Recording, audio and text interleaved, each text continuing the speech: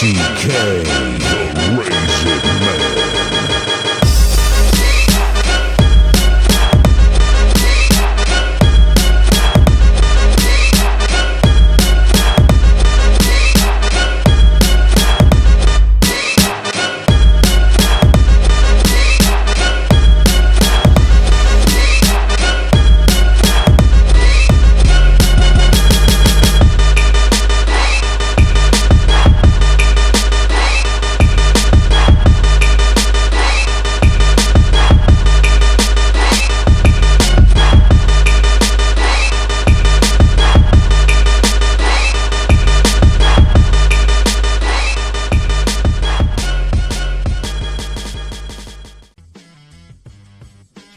All right, we are back with the San Francisco 49ers, man. We're going to wrap this thing up. The NFC West 49ers.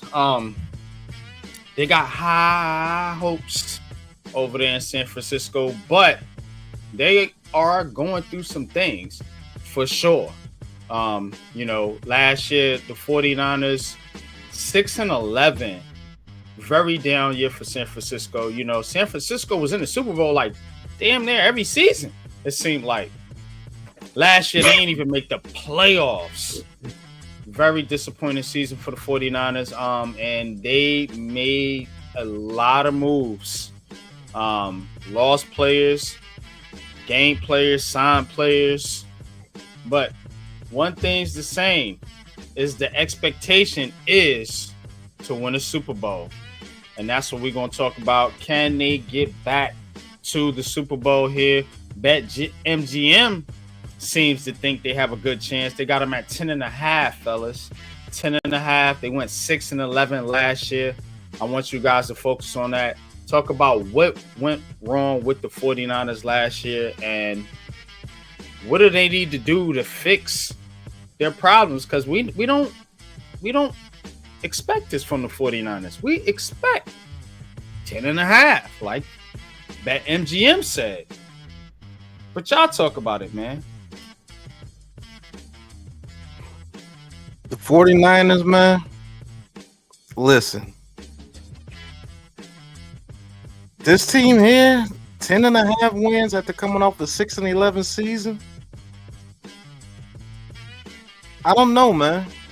We're going to have to see what they really did this offseason, because they had a lot of turmoil going into this season, man. They had a lot of injuries. Dre Greenlaw was injured for them last year, pretty much the whole year. George Kittle's getting older. Chris McCaffrey's getting injured again. Is Brock Purdy that quarterback that they could depend on after giving him his money, to lead them? Is that defense going to be the same? Because they've been led by that defense. They lost, Deebo Samuel, Brandon Ayuk. He was hurt last year. Can he bounce back and have another good year? Their draft picks, are they going to be able to step up and, take on that culture of the 49ers going into this season? Like NYG said, Super Bowl aspirations, bro. Like, is this a Super Bowl caliber team? We going to see. But last season, they sure as hell didn't show that. And it was a variety of reasons. Injuries. They didn't have the chemistry that they had last year. A lot of doubts. But we're going to see what this 49ers team is about. But, Coach, let them know what they did last season, man, and what did they actually do last season as far as on the field. Let's get it. Numbers. And you see that, offensively, they scored 389 points, which was 13th in the league. But defensively, they were towards the bottom, giving up 436 points for 29th in the league. Their simple ratings system was 1.16, which is middle of the pack. Strength of schedule was 1.6. Now, the total team points, again, was 389, but they totaled in yards 6,397, which their per play was 6.2. Now, passing, they completed 349 passes for 5 out of 533 attempts. Yards, they threw for 4,234 yards, 23 touchdowns, 6 interceptions. Rushing wise, they rushed 457 times for 2,163 yards, 17 touchdowns, and a per carry of 4.7. Their league ranking in terms of scoring was 13th. Yards was 4th. Passing yards was 4th. Touchdowns was 13th. Pass interceptions was 25th. Their rushing yards was 12th. Touchdowns was 12th. Now, the defensive rankings, the points scored was 29th. Total yards was 8th. Passing yards was 8th. Touchdowns 15th. Interceptions 19th. Rush yards 18th, but rush touchdowns was 30th, which is a lot. Now, the player to highlight, of course, is Brock Purdy. Just got his money. Completed 300 passes out of 455 attempts for roughly 66%. Yards was 3,864, 20 touchdowns, and 12 interceptions. So he has decent numbers. So speaks to what he can do on the field, which is why they believe he is the quarterback, which they gave him the money to. So we'll see as we go along. So, but that's all I have right now. Back to you guys. Yeah. Purdy got his money. But what else did they do? You know, because this 49ers team, again, they got expectations, man. So this is going to be key. Looking at these additions and these key losses. We're going to start with the key losses. Couple quarterbacks, Dobbs, Allen, of course, not significant because Purdy was your man. But they traded Jordan Mason to the Vikings. Elijah Mitchell went to the Chiefs. And Deebo Samuel traded to the Commanders. That one, as a Giants fan, pissed me off. But, I mean, like, you trade one of the top 2 wide receivers, him and Brandon Ayuk. You lost Charlie Heck, Jalen Moore, Aaron Banks, John Feliciano on the offensive line. Leonard Floyd is gone. Dre Greenlaw, ouch, gone. Malik Collins, ouch, gone. Javon Hargrave, ouch, gone. Charvarius Ward, ouch, gone. Talano Hufunga, Broncos, went to the Broncos. He's out of there. That hurts. I mean, and you got some depth pieces there as well.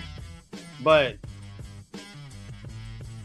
they lost a ton, man. They might have lost, as far as impact-wise, like the players, the significance of the players that they lost, and then how many players they lost. Because we're doing these lists, and yeah, when I gotta break the list up and put half to one side, half to the other side, you lost a lot.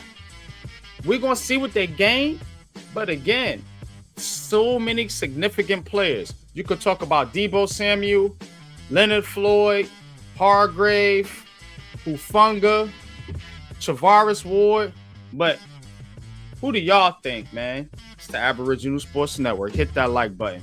Pat, who you think is the biggest loss? Man, looking at this list, this is why I'm saying I'm worried about them. I am worried about these guys, man. Seriously. I am super worried about these guys. Look at the list that they lost, man.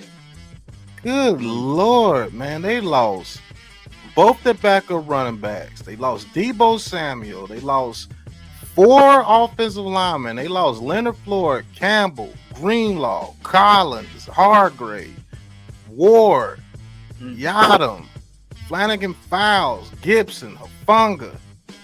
But the guy I'm going to focus on, man, is going to be this man, Charvarius Ward, man. that's going to hurt them a lot, man. Javarius Ward guarded their number one receiver on the other side, and he made plays on the ball. Him and Tafunga and all those guys, I think he was a glue guy that held all those guys together and made their secondary so feared. And then not only do you lose most of your secondary, you lose most of your front seven too, man. They held the key players and Nick Bosa, but other than that, my goodness, did they lose a whole roster this offseason, man? That's why I am worried about these boys going into this season. Super Bowl? I don't know about that, man, but Coach, talk to him. Well, in terms of the losses, looking at this, I mean, that's 13 players on defense, man. You got 11 to on the field. That's 13 players on defense. And usually, honestly, defensively, when you think about your roster, you're anywhere from about 24, maybe 26, somewhere in that range. So that's a big percentage. But the player I'm going to talk about the most is actually Jordan Mason.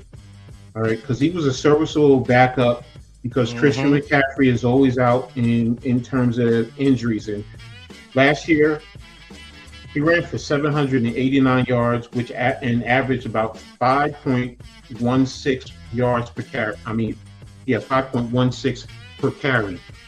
So that tells you that he's a productive running back, and he can step in and fill in when a player like McCaffrey is out, and McCaffrey is always out. So to me, that's the player who I think, is going to be difficult to replace next year.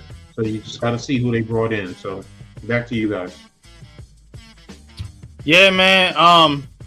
Let's take a look at who they brought in. Let's take a look at it because it was a hell of a off season here for the 49ers. I talked about the Brock Purdy signing.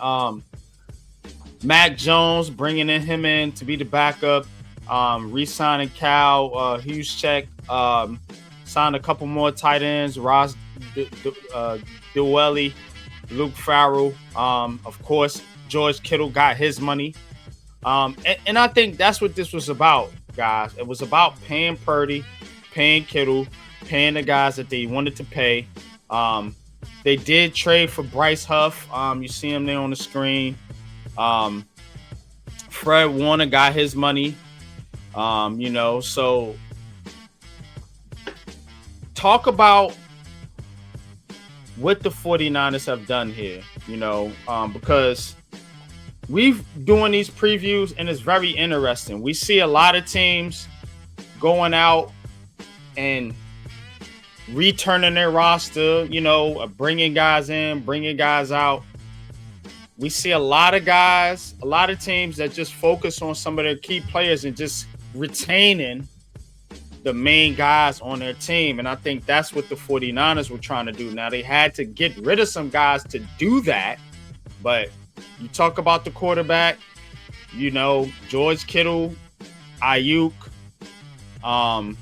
Juszczyk, and then of course, Fred Warner. But yeah, man, did it equal out?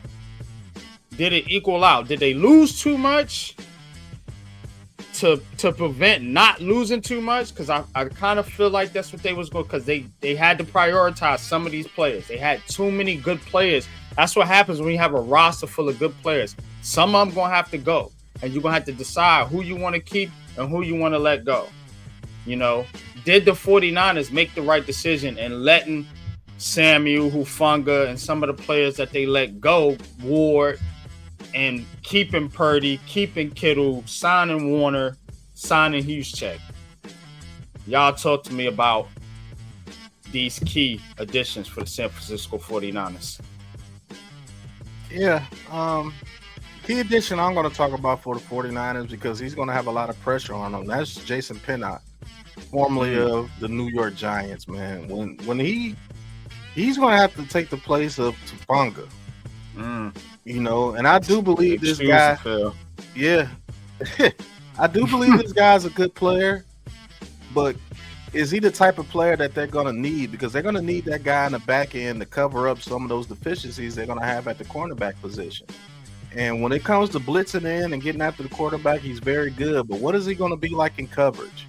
You know, what is he going to be like a leader out there on that San Francisco defense? Because he's going to have to be one of those guys.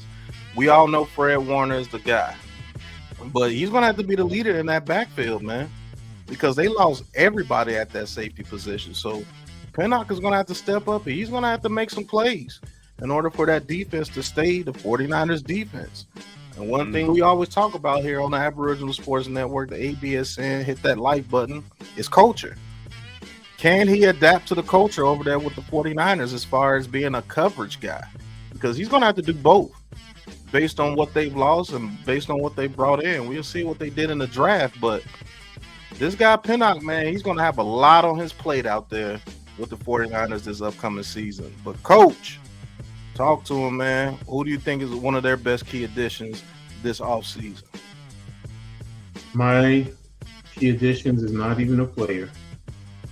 It's their former DC, former head coach of the New York Jets, Rob Saleh, returning 49ers.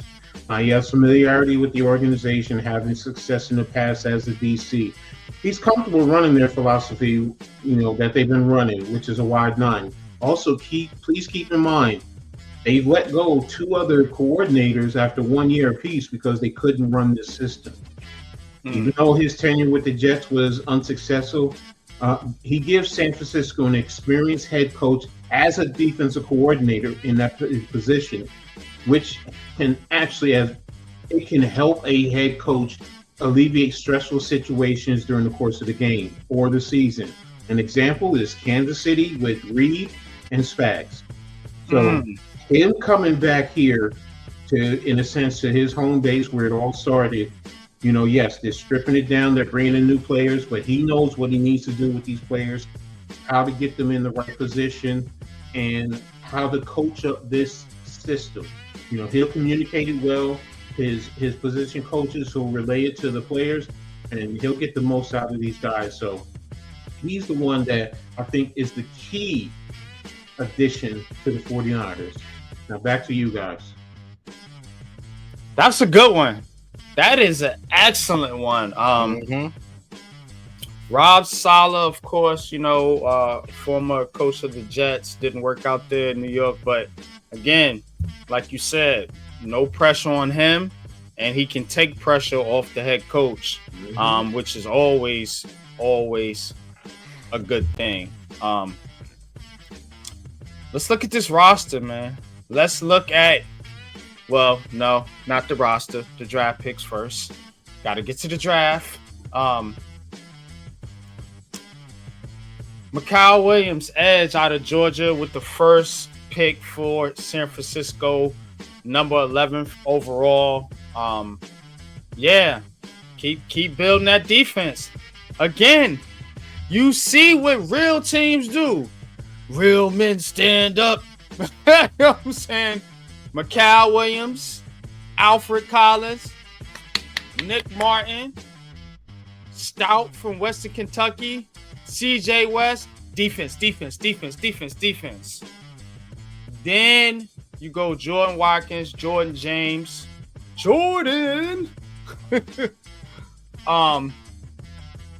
and then they round out the roster, you know, with a quarterback and guard and a wide receiver. But what are y'all thoughts on the 49ers? Man, I talk about draft strategy, folks.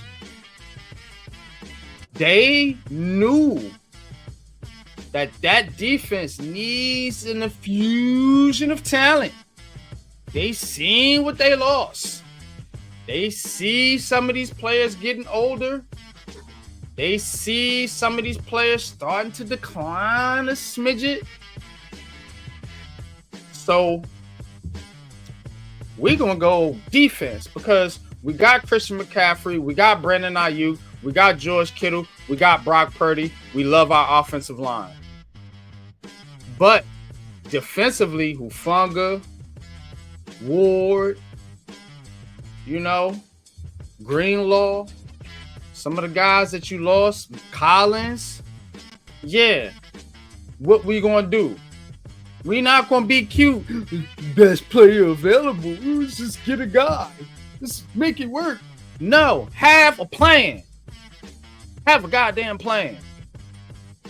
49ers got a good plan. I like this draft, man. Y'all talk to me, man. What do you like about this draft? I like what they did defensively in this draft to replenish what they lost. But I will say the pick that I'm going to talk about is going to be another prove-it player, Mikael Williams. What are you going to do out there when they put that pressure on you to be that guy opposite of Joey Bosa, like so many other guys have been? Will you continue that culture? Will you continue that trend of being bookend edge rushers out there with Joey Bosa, man? You're going to have to, well, Nick Bosa, not Joey, but Nick Bosa. What is he going to do out there? A lot of people thought that this guy was picked too high at number 11. A lot of people don't even think he was the best edge rusher at Georgia. So there was other edge rushers like a Mike Green that's out there that could have been very good opposite of Nick Bosa. But they took what? Mikael Williams. They saw something in him that they liked out of all the other edge rushers that were available. So what about this kid is it that they wind up picking him at 11? What is his skill set? We're going to see going into this season and what he does, because that defense is going to have to be the 49ers defense over again if they want to get to a Super Bowl. This is not a team that wants to be good during the regular season. This is not a team that just wants to win a couple of playoff games. This is a team that wants to bring that Lombardi back to San Francisco to add another one to that illustrious franchise. But Mikael Williams, man, you're going to have to do your thing out there with the 49ers this season. But Coach, what you got for us, man? How do you like this draft, and who do you think will be a good guy in this draft for them? Where do I always go? It's always the trenches. And I actually like two of them, Collins and West. Different type of body Mr. type. West. But West, Indiana, quick. Disruptive.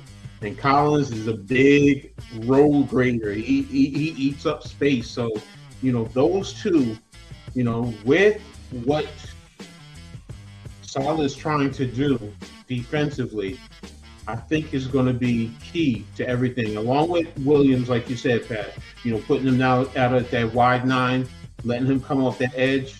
But I think right there, those two can be key to what they want to do going forward. And then don't forget, they're young. You develop them, and you'll have them for years to come. So those two right there, Collins and West, in the trenches. Yeah, I'm with you. Alfred Collins. We talked about him. I did some scouting on Alfred Collins, man. I think it's going to make a huge difference on this 49ers team. Speaking of, let's take a look at the roster. Finally.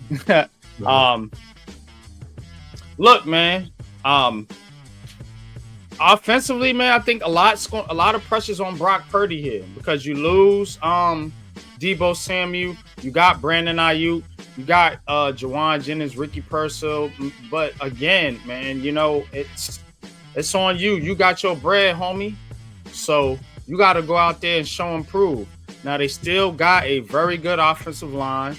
And looking over at the defense, I still like the defense. It's going to be some growing pains there. You got a couple moving pieces, but you still got Nick Bosa, still got Fred Warner, so.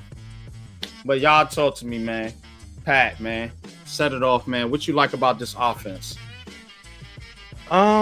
This 49ers offense, man, as you can look at the actual roster on here, it still has some pretty good pieces there. Ricky Purcell, Gator, can he take the place of what Deebo Samuel and them did last year? Not saying that he can be Debo Samuel. I'm saying that he can be what he needs to be to elevate this offense. Now losing what they had in Debo Samuel, but you still got one of the best offensive lines in the game. Especially you got one of the best offensive minds in the game, so he's gonna make it work out there. You got Christian McCaffrey, that Isaac Guendo dude, nice, fast.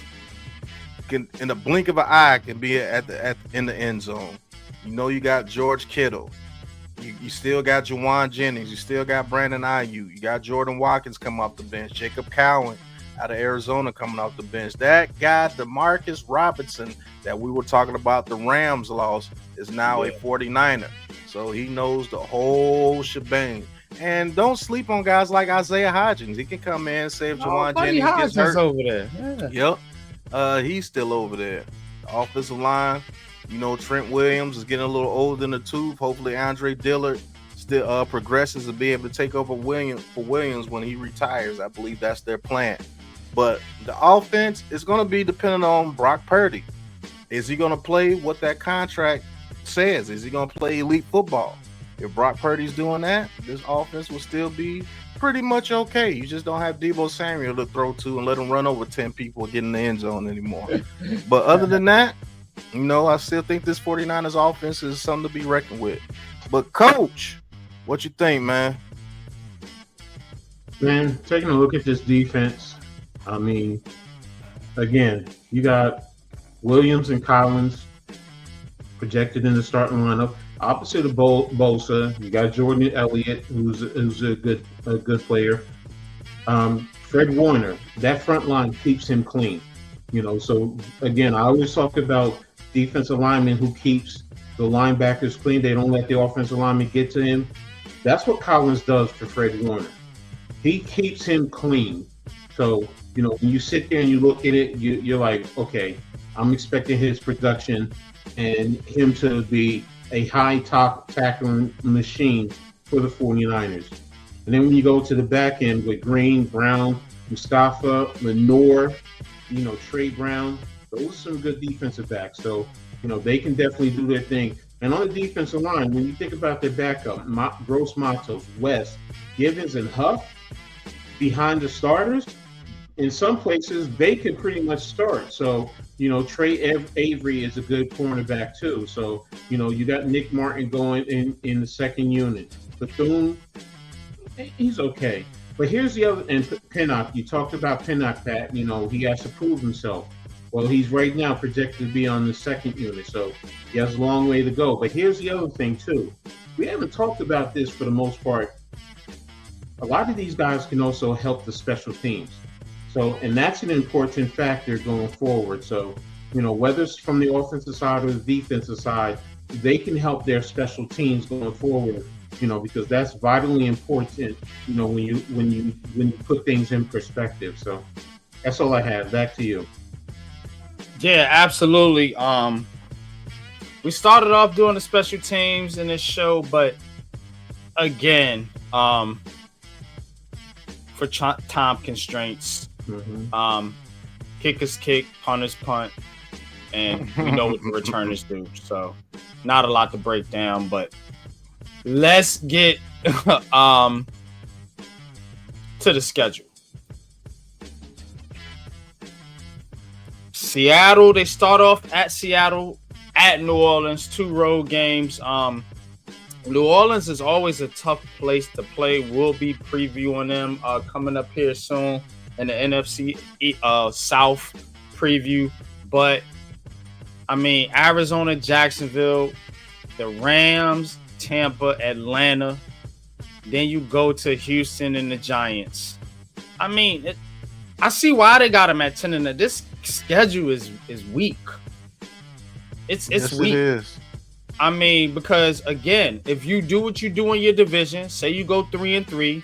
So let's just take the games outside of the division. New Orleans, win. Jacksonville, win. Tampa, meh. Atlanta, you could probably beat them. Houston, that'll be a test. Giants, you could probably beat them. You know, Carolina could probably beat them. Cleveland, Tennessee, the Colts, and the Bears. I mean, come on, bro. And we seen the roster. It's still good. But Yeah. 10.5, I don't know. Might be a little high. What y'all thinking, man? Right now, if I had to say it, just going off jump, I'm gonna go over for the 49ers. Yeah. I actually agree with you because of their schedule. I'm gonna go over, and the reason why I'm gonna say over, how they get to over, let me explain that, is they're gonna show their division who's boss. If they show their division who's still that dude in that division, they could beat the Rams once, they could beat the Cardinals twice, and beat Seattle twice to go 5-1 in their division. They get to 11 wins easily. They can definitely beat Jacksonville. They can definitely beat New Orleans. They can definitely beat Cleveland and Carolina and the Titans and the Colts and the Bears. So they got all the top 5 teams and that picked in the NFL draft. They get to play all of them. They get the to play all of them. Jacksonville, the Giants. Yo, so I'm definitely picking over. As long as they show that division who's boss and they'll go like 2-4 in their division. Yeah. Over. Yeah. 49ers are still there, man. 49ers are still here.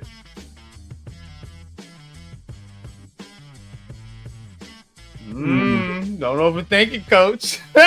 I'm not overthinking it. I'm taking the under. Knew you was going to do that. And I'm taking the under for one of the biggest reasons. I don't trust them. Ooh. I don't trust them health-wise. That is true. I really don't trust them health-wise, and that really concerns me. You guys made excellent point about the schedule, about a lot of the games. I mean, they were last in their division, so, they're going to play a bottom division type of a schedule. Get it. I understand it. But the concern for me really is about, can they stay healthy? Now, if they stay healthy, yes, you guys are right. You guys are right. I'm going to be honest with you. But I just can't. And here's the other factor. They don't get a bye until week 14. They're going one after the other. And then to start, you're going to the Pacific Northwest, and then you're going down to New Orleans. That's some serious travel, man, to start the season. Now, do I think they're going to split those games? Yes, I do. I really do. So, but from there, I mean, Arizona, it's going to be a fight. Jacksonville, you guys are right. They can more than likely get that. The Rams, no. Tampa, Atlanta, toss up. Houston, if Houston plays the way that I think they can offensively and defensively, plus you have their former DC over there, so it's going to be, those players are going to try and step it up. The other Rams game is going to be a battle. The Arizona game, again, it's a battle. Carolina, like you say, NYG, but I still think they have that. Cleveland, we'll see. Tennessee, we'll see. The Colts, I think they got that. Chicago, can't just sleep on Chicago. I mean, it's still going to be a tough game. And then Seattle, so there's a lot of 50-50 games, and to me, it's really contingent upon their health more than anything. They're healthy, then yeah, I'm with you guys. I can see them winning 11 games. Yeah, I can. Yeah, I think it's shaping up to be that way. I mean, this 49ers team, they got a break because they had all the injuries. They were a Super Bowl team. They had a bunch of injuries. So they still got a pretty good roster overall. They just had a down year. And when you get teams like that and they can retool and replenish, and then you get the break of having a soft schedule on top of it because you were a last place team, like you said, Coach, I think it's setting up real nice for this 49ers team. And to be honest with you, as we wrap up this preview, I could actually see 3 of these teams competing for the playoffs. In the Rams, the Cardinals, and the 49ers. I'm down on the Seahawks. I don't think the Seahawks are, I don't know. But these other 3 teams, I think they got something cooking here in the NFC West. I'm not gonna hold you, because the Rams were there, like you said, last year. You know, and they lost to the Eagles, but again, they were in that game, man. The 49ers, like I said, coming off a Super Bowl, and then the Cardinals, they won 8 games last year, and they got better. We showed you how they got better. So, you know, Seattle, I think, is transitioning. I don't like how you flipping the coach and the court. I don't really like what they doing over there. But they still a good team. Still a very good team with a very good defense and a quarterback that got a lot of money, that's got something to prove. So we'll see with the Seahawks, but like I said, them other 3 teams, yeah. It's starting off well, man, with this NFC preview, starting with the NFC West. But what's you guys' final thoughts on the NFC West, man, as we get ready to get out of here? Pat. Truly believe that it's going to be a race between the 49ers and the Rams and the Cardinals. And it could go either way based on health. Because like Coach said, you made a valid point. They don't get to bye to week 14, and they're known to get injured. So playing 14 games in a row, can Christian McCaffrey last 14 games in a row? Can Nick Bosa last 14 games? Can Ayuk last 14 games? That's gonna be a sight to see. And that Rams team, they're always there. You know, they got Devontae Adams to replace Cooper Kupp, and that defense is going nowhere, and they are young and hungry.